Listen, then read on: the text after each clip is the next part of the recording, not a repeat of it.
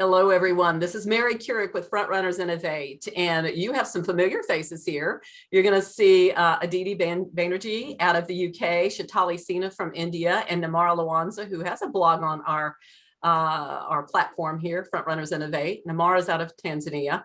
These young ladies are some of the gals that we mentor through Daughters Global Leadership Mentoring, and I invited them today because we have an extraordinary guest that I really wanted them to get to know and in a conversational way. So while we're calling this an interview, it really is just going to be a recorded conversation with lots of interactions. So Jillian Haslam, you are our guest of honor today. Welcome.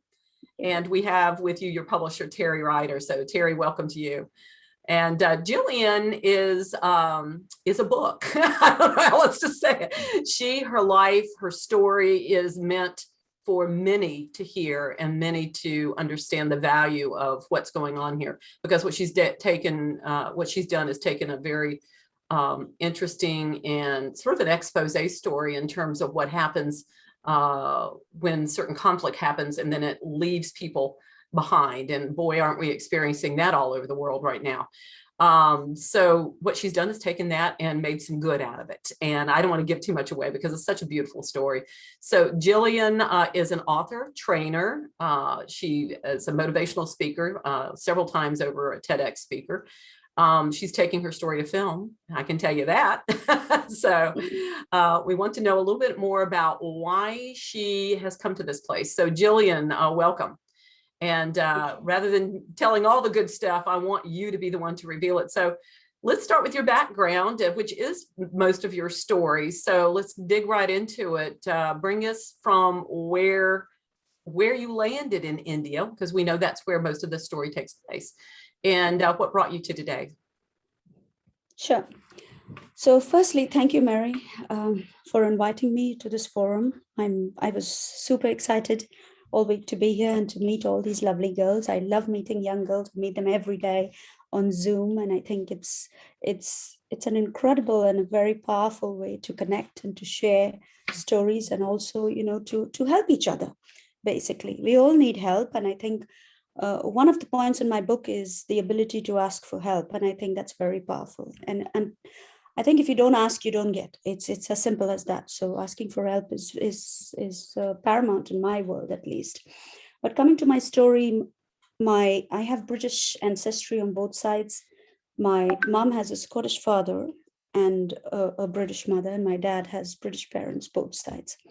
But during the time of World War II, my parents were born in India to their parents who were British, who actually moved to India during the British Raj. If many of you must have heard of it, right? So they were there. My parents were born there. And after India got her independence, the British were given 1 year in which to leave the country and come back to Britain. And hundreds of families came back to Britain, including my dad's sister with all her kids. But hundreds of families actually chose to remain in India because they had great lives, great bungalows, great servants, and of course the weather, which my dad always really, raved about. It was lovely there. And so hundreds of families decided to just stay there. But unfortunately, after, such difficult times, things normally don't stay the same in such countries. And so things got really bad. And every day, the papers had headlines like, India's for the Indians and whatever, which means you should have gone back to your country. And many of us, like my dad, they didn't leave and come back to Britain. But, to cut everything short, we were all born there. And many of us happened to be girl children. And we were reduced to absolutely nothing. Jobs went, everything you basically had was taken. And we were reduced to living under a flight of stairs. But before we lived under the flight of stairs, we stayed in, several people's houses, in their verandas, at the back of their houses, wherever they could look after and keep us. Sometimes they let us stay, and sometimes they said it's just time to move on. So we moved on. And then, of course, we were reduced to living under a flight of stairs. And from there, we went to live in a proper slum where almost 3,000 people shared 3 toilets in a place called Kidapur in Calcutta. Many of you might have already heard of these names. And then we went to boarding school. My mom tried several schools and literally begged them to take us in. But of course, we had no money. But there was this one gentleman who actually also had British ancestry, and he was the principal of St. Thomas's Girls' School. And he said to my mom, just bring them here and I'll take them in. And thanks to him, my sisters and myself all got, our education free of cost, for which we are eternally grateful to this gentleman. And I think after that, we just basically, we just didn't have the guidance or the help which normal families have, and I think there are millions of families around the world who are facing the same thing today. They just don't have the guidance. There's so many children born. That's the first problem. And the second thing is, it just was abject poverty from start to finish. We were lucky to get one meal a day. My parents lost 4 little ones, 2 sisters, Carol and Minnie, and twins, Kimberly and Alan, one after the other, to poverty. And all of them were lost before the ages of 6 months. So it was, in our family, it was like God took one and left one and took one and left one and took one and left one. So I'm pretty lucky to be one of the ones who were left. And then my 5th sibling, who's Susan, almost lost her life too. She was brought home after 3 days from a hospital and told that there is absolutely no chance of her survival. And the doctors had given up on her, the community had given up on her, and the world had given up on us. We were just left in that slum for her to die. And I begged for milk from a tea shop, and you read all about this when my book is out. And I fed her the milk and fanned her with whatever we had. We had hardly any electricity. We filled water from a tube well. And she survived, and she lived past 3 days, 3 months, and 3 years. And she topped her university year in the UK. And she's now married to a lovely boy in Australia and has 2 wonderful kids, Samantha and Oliver. And it's a great story because she had no chance of survival. But having said that, right now I have 6 charities of my own, and we help the poor from every generation, from little toddlers right up to, we have aged people in our food bank who are 101 years old. And so we help them right across. I've just got off the line with inaugurating our new beauty salon in Calcutta for young girls. And there's hundreds of them who come in every day. So we have beauty salons, we have tailoring classes, we have English language classes, we have secretarial course, we have a cooking school, we have everything, but just to help girls on their way and to give them a chance in life. Because I think in my life, somebody helped me, and it's time to pay back. I think that's the circle of life, isn't it, Mary?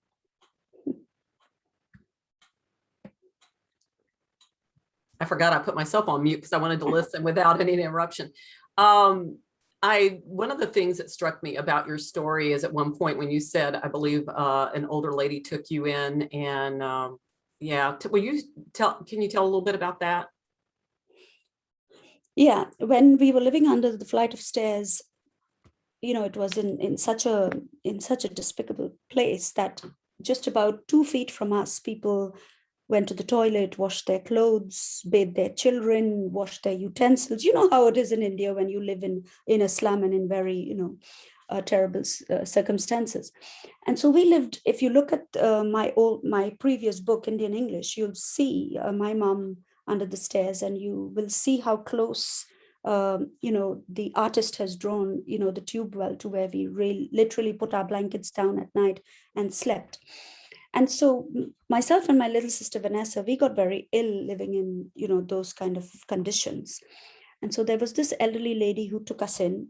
She happened to be, a so-called friend of my mom, and took us in and said, I'll look after the girls, don't worry. But she loved my sister Vanessa because Vanessa's, milky white and blonde hair and blue-eyed and, everything. And she, for some reason, just didn't like me, just couldn't stand me. But that's okay. We used to sit on the floor like 2 little girls and do our ABC and 1 to 3 and whatever. And Vanessa has always been very naughty. Believe it or not, she's a teacher in this country today, and her students love her. They literally love her because she's naughty like them. And she was always naughty like them. And she still is. When Terry meets her, I keep telling Terry, when Terry meets her, you'll be laughing from the time you meet her till the time you leave her. She's a person like that. But I'm very I'm not a person like that. I'm the opposite. I'm very serious and I'm very different. But from very tiny, she used to take a glass of water and throw the water on my book, so I would get into trouble. Or she would take a pencil and put a line through my book. And Mrs. Cleophas used to walk in the room. This lady's name was Mrs. Cleophas. She used to walk in the room and say, "Who did that?" And I used to say, "Well, I did it," because I never ever wanted to get Vanessa into trouble. So she used to take me by my ear and take me down the stairs, to an Indian style toilet. Must have been about 7 feet in height or 6 feet in height and about 3 feet wide. But the Indian style toilets where you have to sit down and go to the loo. And she used to take me in there, put me in, close the door and put off the light from the outside. And it was in the evenings. So not only was it very dark, but the toilet was infested with hundreds of huge flying cockroaches. And every day I used to be put into that torture chamber. And I used to be petrified to such an extent that I lost my voice. I couldn't talk. Even if it was the afternoon and I used to find like it's going to be a rainy day, I used to think it's night and it's time for her to go. She's going to put me in, and I used to wet myself. I had become so traumatized. And the only thing I can remember is Vanessa standing outside and saying to me, "Jilu, don't move, because if you move, they'll fly. So stay still and they won't fly." But I could literally feel them sitting on my neck or sitting on my legs. And it traumatized me to such an extent that even up to the age of 14, I still fell down everywhere I went. I lost my voice. My sisters used to laugh at me openly everywhere I went. Even if I had a boyfriend, I fell in front of him a zillion times, and they used to laugh at me and say, "Why can't you just walk straight? What's wrong with you?" But any kind of nervousness, I suffered with a nervous disposition. So any kind of nervousness, I either got very high fever or I fell down, and things like that happened to me. But I knew that I had to get over this fear if I was going to help girls like me. And I know that there are a million girls like me suffering with the same kind of problems for various other reasons. And so they say you have to do something that you've never done before if you want something that you've never had before. So I decided to be a public speaker, because public speaking is feared more than death. So I took up the challenge and won. So that's what I did. Yeah. Okay, so 14 and a hot mess. I mean, a complete and total mess, a wreck of a human being. Now, tell us about the day that your father dropped you off in another town and basically wished you well, and how you kind of moved yourself from the place that you were to maybe on the road to where you are now.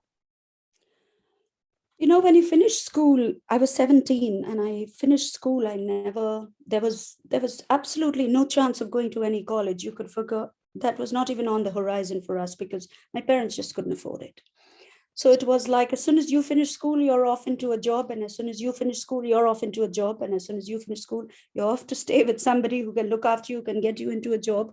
And that's how it is. That's it. Now, please just leave home and, get cracking. So when I was 17, I was just picked from school and taken to New Delhi, where my sister had already got a job, and I was put with her and told, "Now find a job, now find your way." So that's where my dad left me, gave me a kiss on the cheek and said, "Well, then, you're on your own now. So just try to do all the work in her house, try to be a good girl and get on your way." And I saw this, and I remember working, at that time, my mom, I remember getting this job where I went for my first interview, but because of my nervousness and things like that, I filled up this whole newspaper bin full of paper, because it was like a typing test. And I kept rubbing the paper till a hole came in it, All the papers had holes in it, every one of my paper tests. I finished the whole ream and I filled up the whole bin with paper. And I thought, well, I'm not going to get this job. And I told the boss, like, "I'm sorry, but I don't know what's happened. I've lost my nerve." And he said, "That's okay. You've got the job. Wonderful. That was great. At least I got that typist job." But it was there that I realized that I had a very, very, very serious problem, and I had to, get over it. But when my dad left me there alone, my sister was with her own husband, and I was lost in they say the middle children are always lost. I was lost anyway from birth, but I felt lost. I felt like I had all my elder siblings around me somewhere, but I still had no one, if you know what I mean. I had no one to reach out to. And I remember buying a newspaper and looking in the newspaper and seeing this job for an executive secretary in Bank of America. And I thought, wow, I was already buying my car and my house and everything, only with seeing that ad. And I thought, wow, I'm going to be really rich, because I had in my head that when you join a bank, you become very rich. That was very untrue. But anyway, I saw that advertisement, and I went for the interview. When I got to the point of the interview, I saw this lady gave me, one of these test boards, these brown test boards that you get in India, these test boards with a form and a pen, and she said, take a seat. When I put my head in the door, I saw 250 girls sitting all in this huge hall for one job. And I said to her, are you sure I'm here for the job for the CEO? And she said, yes, I know, and so are all of they, so take a seat. I thought, oh my God, okay. I took a seat. And 6 months of interviewing, 6 months of meeting, I think, every single officer they had in that bank who questioned you to within an inch of your life. It was like worse than working for the Queen of England. And this went on, and tests and more tests and interviews. And eventually we came down to 3 girls. And I couldn't even imagine that I had even got that far, because they all came from very affluent families, all came with backing and, all that kind of thing, and education. And eventually I was called into the CEO's office, and there must have been a reason why I became a speaker, because I talked too much. And I just told him all about my little siblings and how they were so tiny and how I was looking after them and how we were very poor and how my mom, has cancer, and I really need this job, and I'm prepared to do 2 jobs, and I'm prepared to do whatever he asks, just give me the job. And after listening to me for a long time, he just looked me straight in the eye and said, we'll let you know. And I thought, that's it. I've blown it. Let's go. It's all right. So I walked out of the room and I told my dad, I don't think I've got it and stuff. But 2 weeks later, I received an envelope in the post, and it was an offer from Bank of America, and they had given me the job. And I couldn't believe it, but the lady who was working there knew my dad.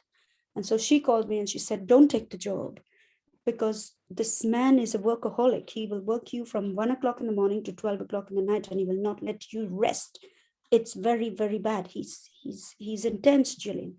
And it's because I know your family, I'm asking you not to take the job. So I returned the offer. I thought, no, forget it. I can't do it.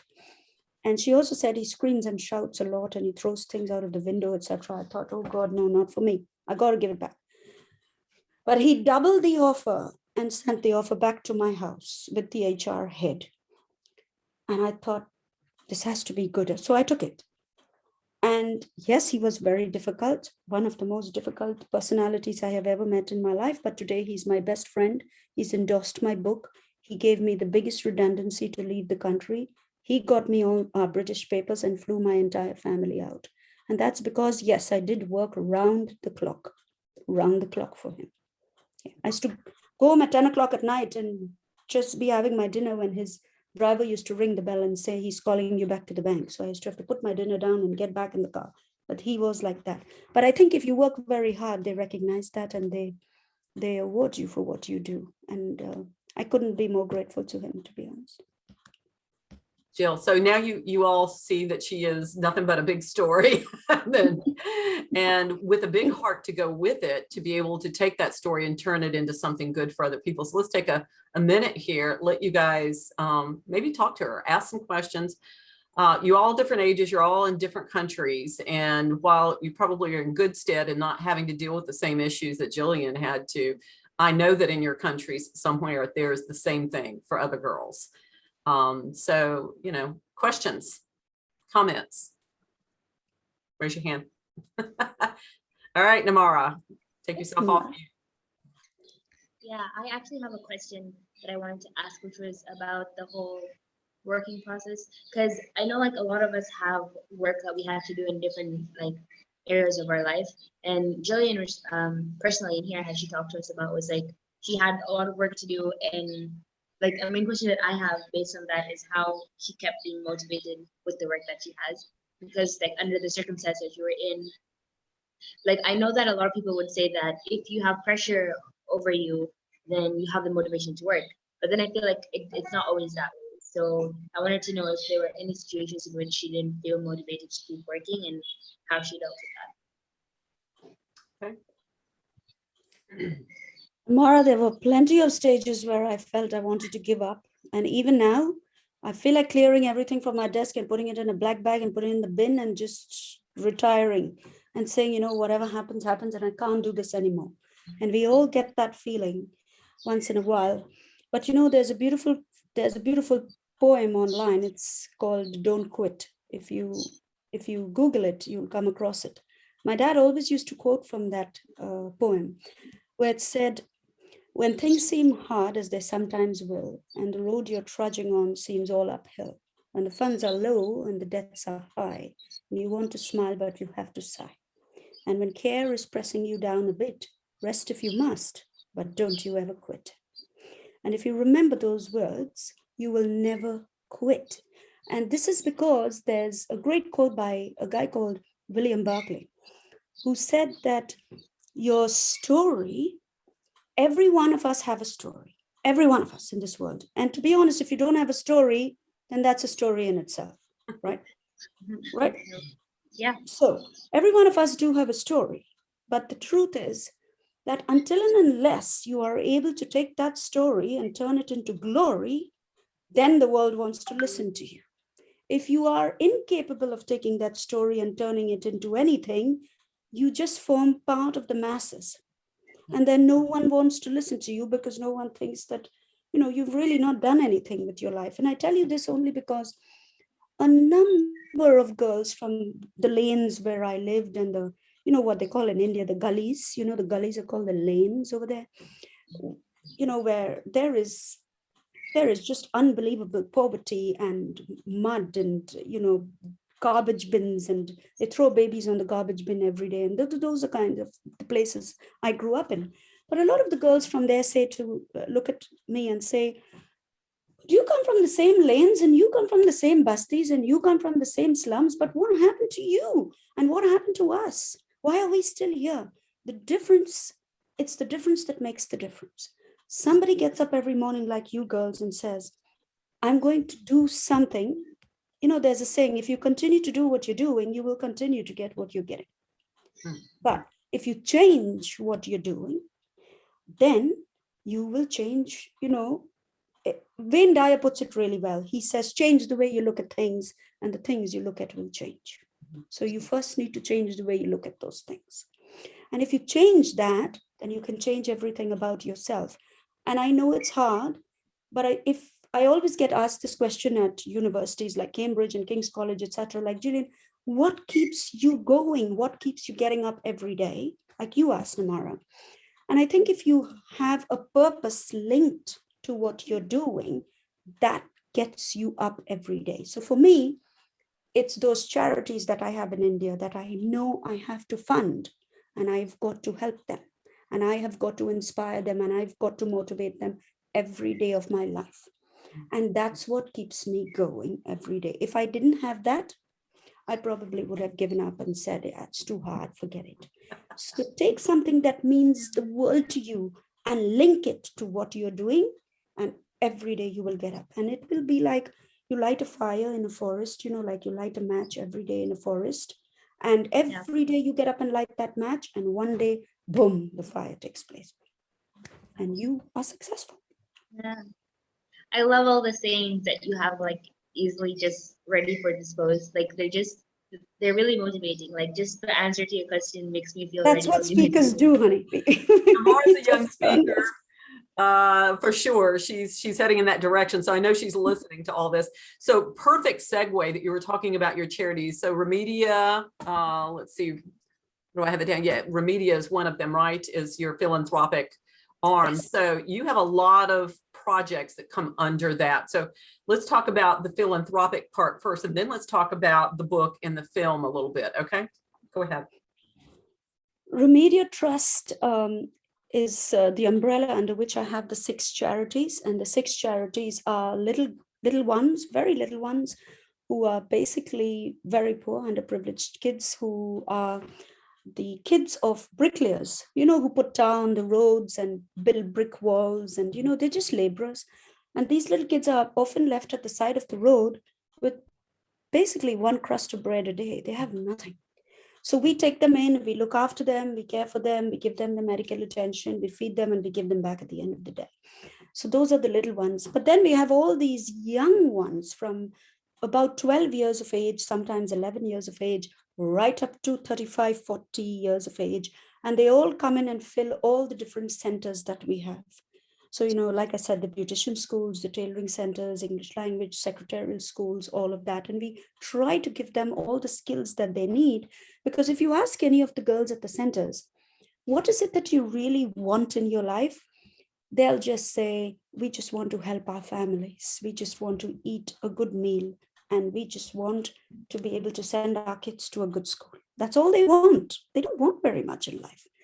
And so that's what we try to give them. And then above them, we have the food banks for all the aged people. Some of them are so severely disabled, they are bent in two. They can't even stand up. They're so incredibly poor and so hungry. And you've seen the video, Mary and Terry, that I've sent. And many of them have rickets and tuberculosis and malaria and dysentery and the worst kind of diseases. But we try to help as many as we possibly can.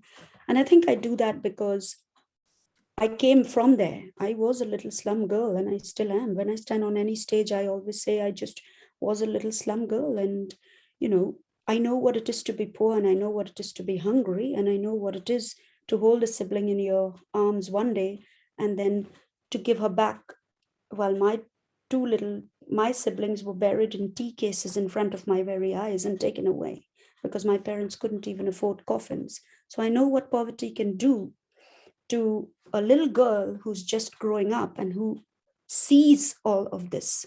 I know what it can do, but I also know that life is about transformation. And life is a DIY game. You have to do it yourself.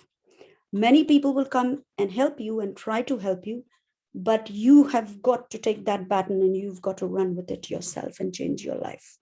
And that's exactly what I do for all these young ones outside. When I go to India, they fill the parks with 7 schools, 12 schools. I don't know how many schools. They gather from everywhere and just ask me to talk to them. And they call me Didi, ma'am, or auntie.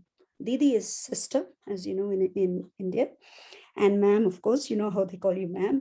And auntie is, of course, an auntie.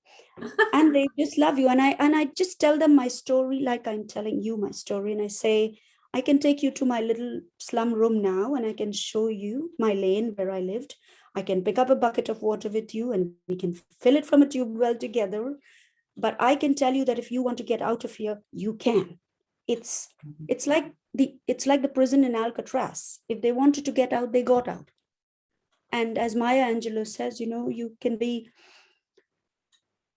changed by your circumstances, but you should refuse to be reduced by them. And if you refuse to be reduced by them, you can change them. I'm a big fan of Maya Angelou's, and one of the books that the first book of hers that I ever picked up is I Know Why the Caged Bird Sings. And it was such a, interesting title, but when you get into it, you realize what she's saying. And so it correlates exactly with what you just said.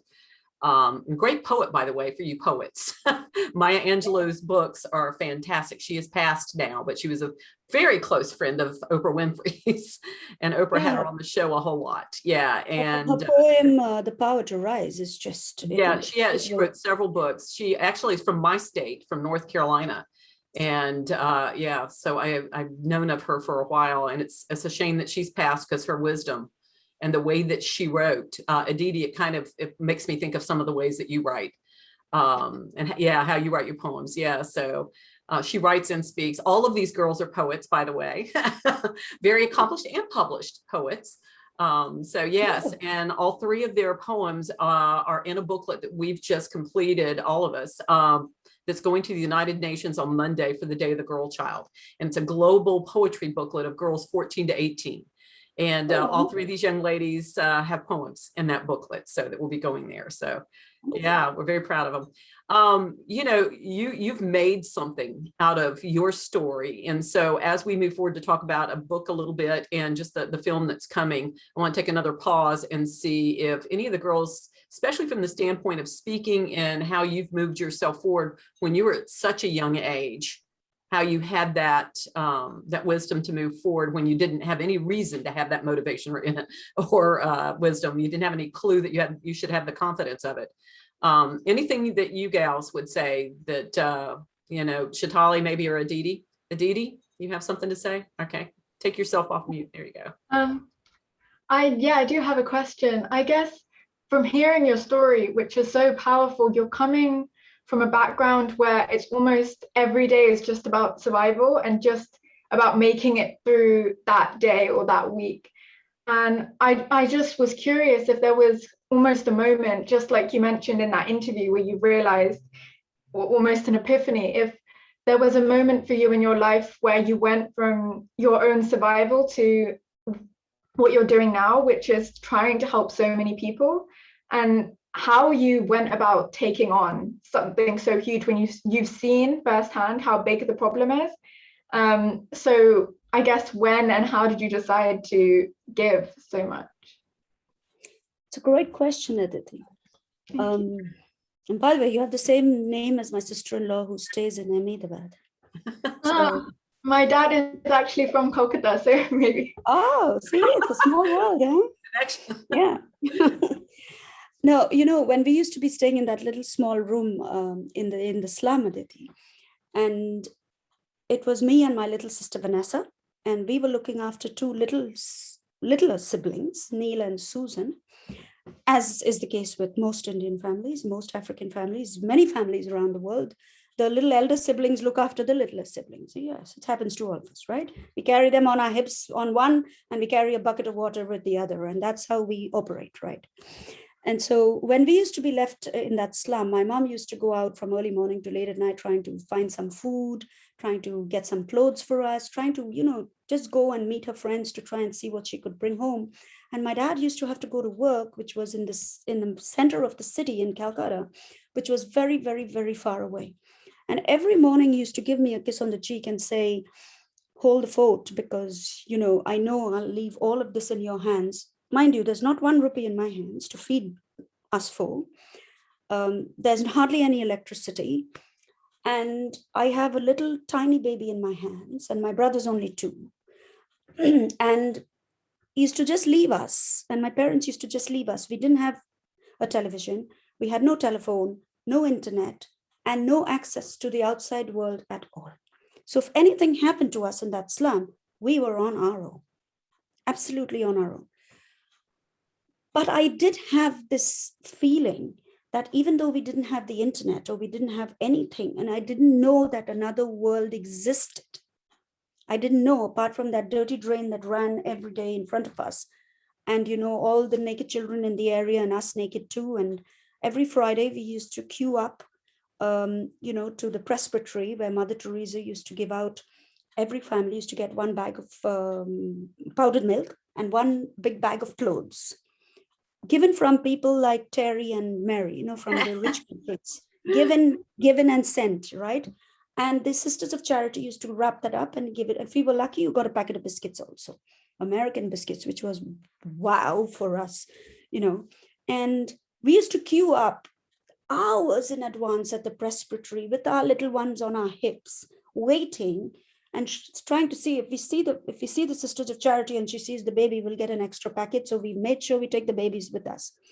And we used to queue up. And Mother Teresa was there one day, but of course I've met her many times, but she used to just give us the bag of clothes, the bag of powdered milk, give us a little pet on the cheek and say, next, next, next, next, next, take it all.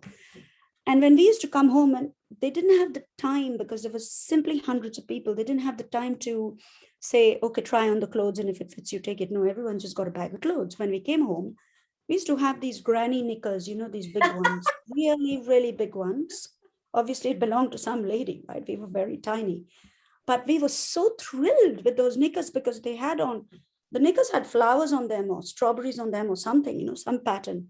We used to bring it home and put them on. They used to start here, and the fork used to end near our knees. Yeah. But we used to be parading around the whole area with our buckets of water with those long knickers on. And we used to feel so happy that we had knickers. many children didn't have knickers. They were still roaming around without any knickers. We had knickers. And my dad used to be walking down the road and say, get inside, because we didn't know, we were just little girls, But those are some of the things, the experiences that we had. But coming back to your question, Aditi, it was, even though we lived in those excruciating circumstances, I did know that there has to be a way out and there has to be another world. And I did know one thing, that I was going to fight to get my siblings out of that misery that we were living in. And then when I managed to find out that there is a way out, I can get them out.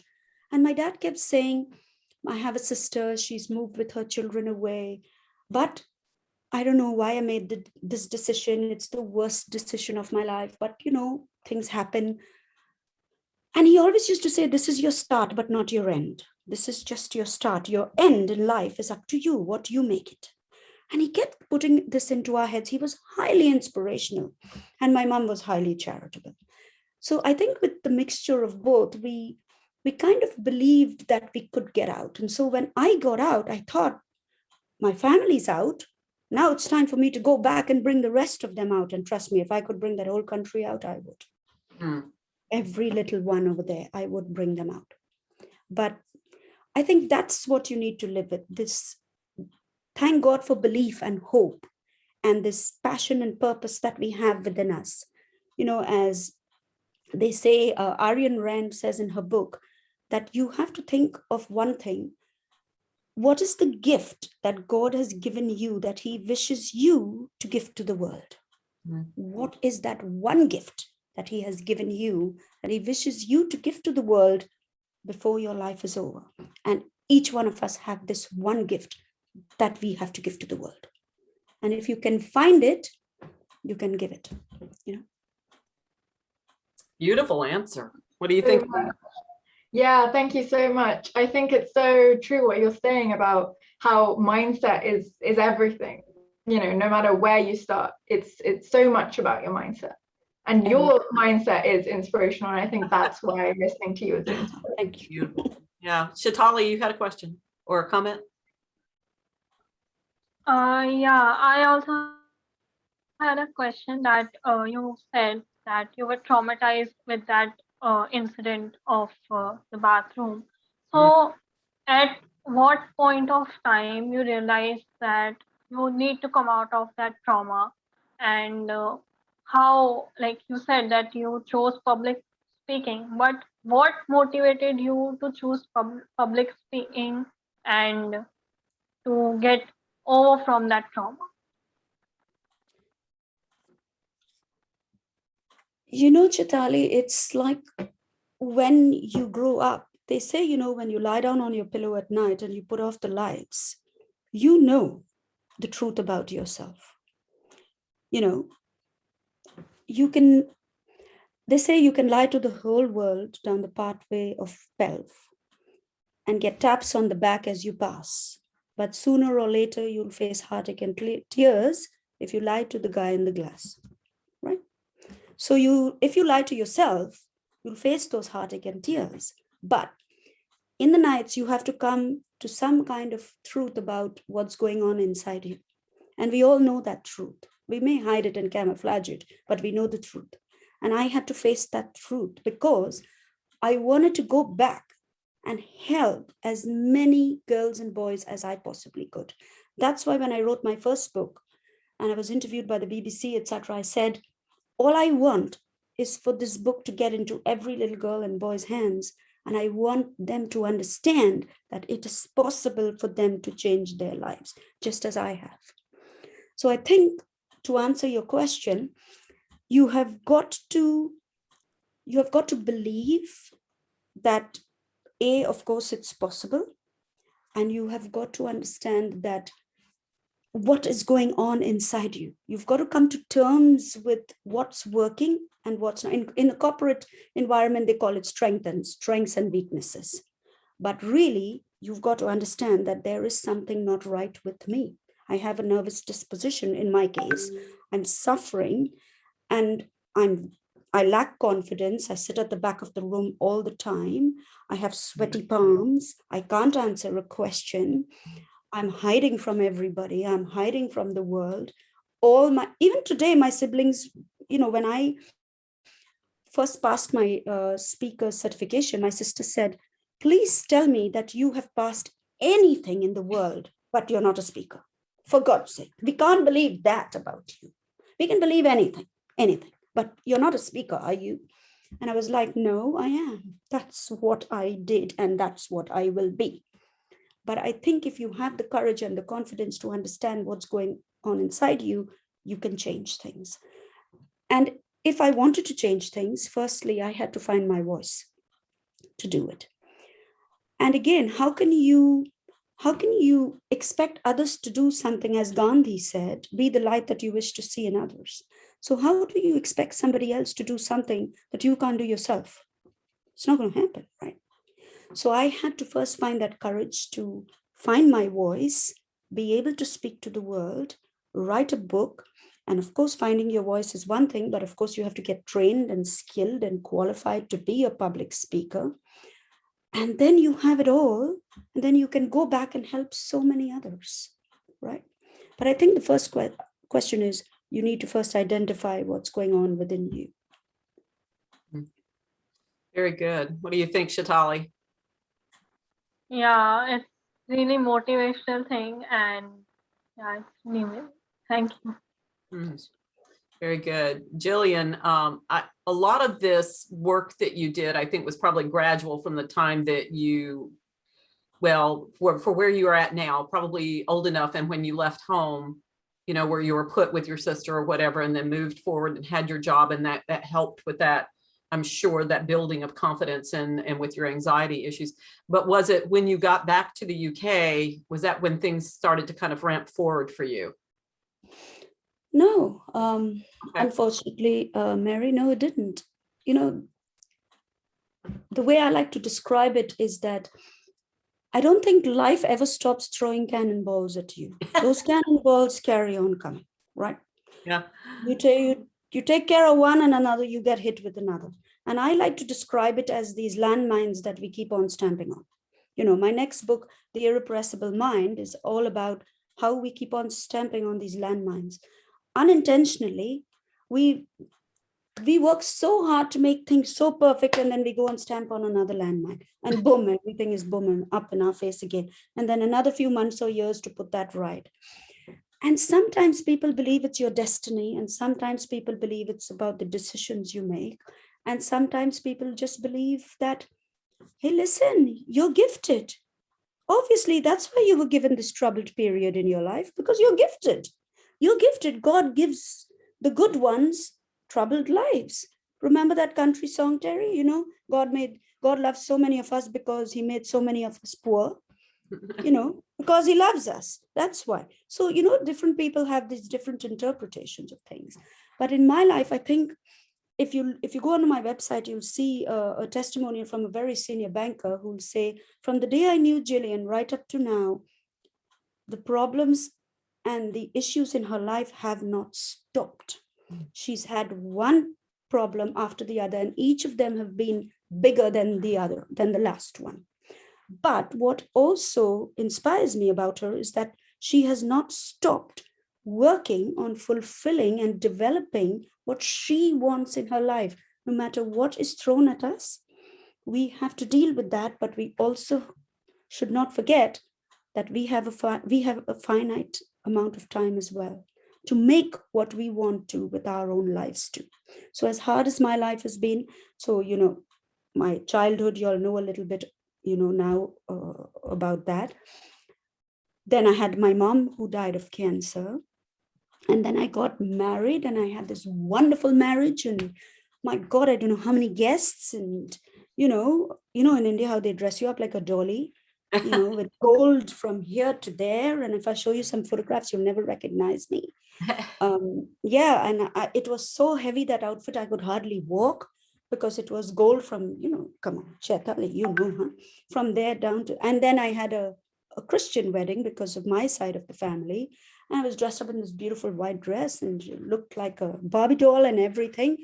And then, boom, life hit us, and my husband got cancer too. And everything just blew up. And you think, wow, I'm going to have this, I'm leaving for the UK. My boss has just got me and my family all over to the UK, and I'm going to live this fairy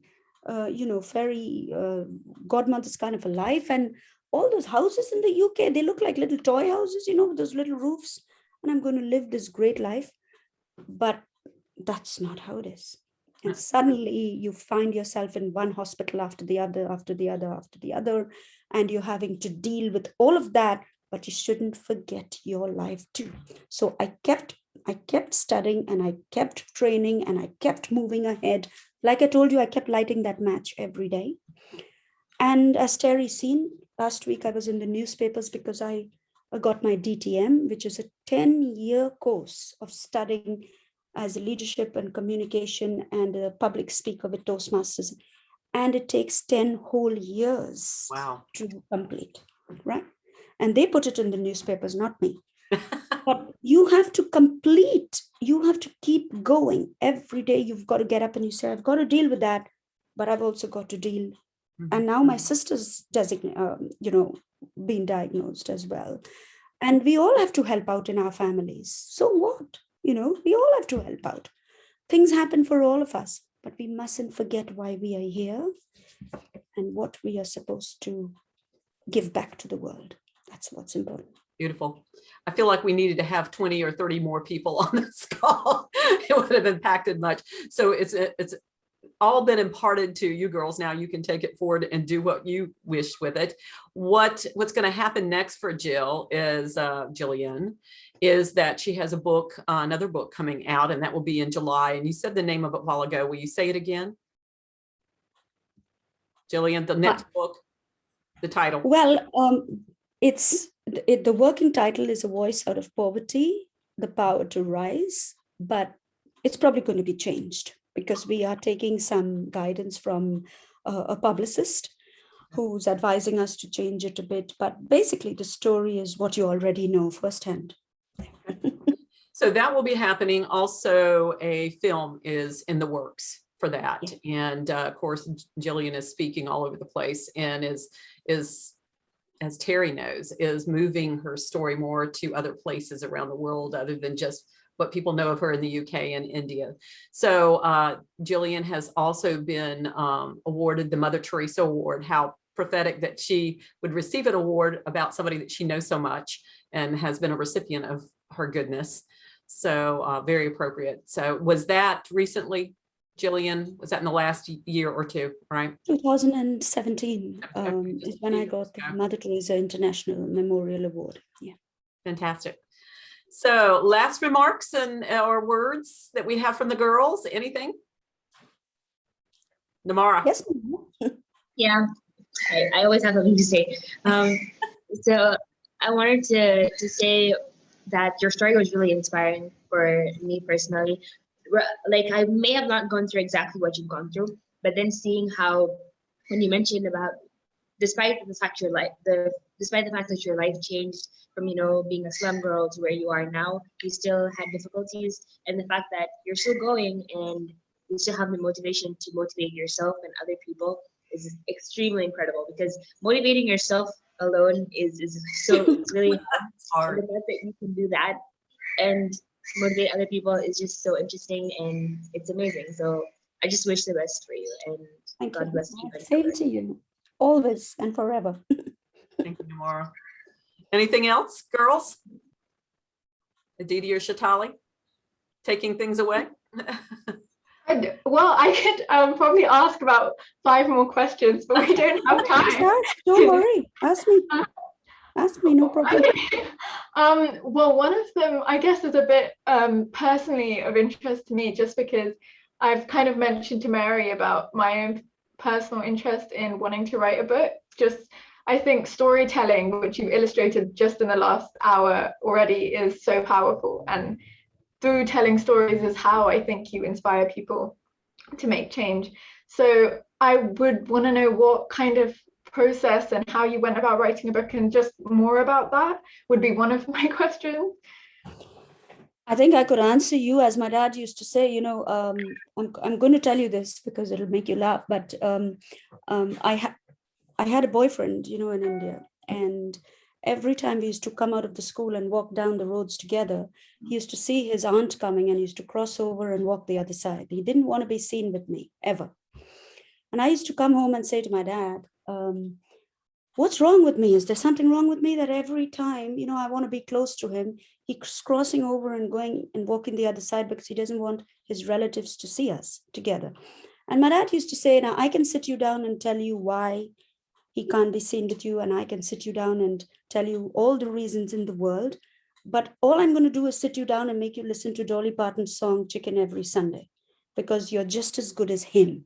He may be rich and he may be having this fancy house up on a hill or whatever, but you are just as good as him. You're just poor now, but you can be much richer than him one day. And I believe that. So coming back to your question, Aditi, I would say if you're asking about how to write a book, etc., now I can go into all that detail because, I've just done the whole journey, but I'll hand you over to Terry because she's the best person who can help you through this journey. Our publisher right here. And she's a great publisher, and Terry will know. I mean, we've been through it together, but I can tell you, I've never met somebody as lovely as her. So if you touch base with Terry separately, she'll help you. We'll do that. Terry, if you Jillian, put your email address in the chat, that would be great for the girls. Any of the girls can pick up on that. And then perhaps the three of them might like to have, or two of them or whatever, might like to have a chat with you at some point about writing a book. And what a great connection we've got here. and part of what I do, and it's my calling, and I've been working toward it since I was a child and I didn't know it, is to help people bring their voices to the world. That's my publishing mantra. And it's not about me. It's about the fact that I have worked hard and learned the skills to become a publisher so that I can help others bring their voices to the world. And I love new voices. I love new authors. I'm happy to talk to you about any questions you have about publishing and writing a book. Yes, thank you so much. Thank you. I got four traditional offers from publishers, and we were interviewing all of them, and we interviewed one of the four was Terry. But when you meet somebody, it's like when you meet your husband the first time and you think, wow, he's the guy for me. It's like that. Terry, I thought, whoa, it's gotta be. Thank you. And I seriously had to jump through all kinds of hoops to make sure that I was going to be able to do what Jillian needed. And that was my challenge. That was like, I know I need to do this. And I did. And Terry knew she just wanted to work with me too. So it was like, we were meant to be. So, you're in good family. Yeah. Well, we will be looking for what's coming next speakings next, when the next book is showing up and when the film is showing up. And so for the girls, Terry has just put her email address right there. So pick it up, copy it, paste it somewhere where you can grab it. I think it'd be great if whoever wants to speak with Terry, if you can communicate with her, separately, but if you all want to have your own chat with her, I'm happy to set that up for you. It's up to you. Just let me know. Okay. And so everybody, those who are watching this, who are not right with us, and I know that you wish you were, if you're watching this on YouTube, go to www.frontrunnersinnovate.com, where you can see not only this, but we'll probably drop in some more information from Jillian and from Terry that will give you a little bit more background on Jillian as a speaker, and maybe throw some visuals there for you so that you can really get a sense of what Jillian's talking about as far as her background, and of course, ways to communicate with them. So we appreciate, thank you girls. Thank you, Jillian and Terry. Appreciate it so much. And till the next time, because we're going to be following along. Okay. Thank you, everybody. Thanks, girls. Be in touch. Thank you. Pleasure. Hope we meet again.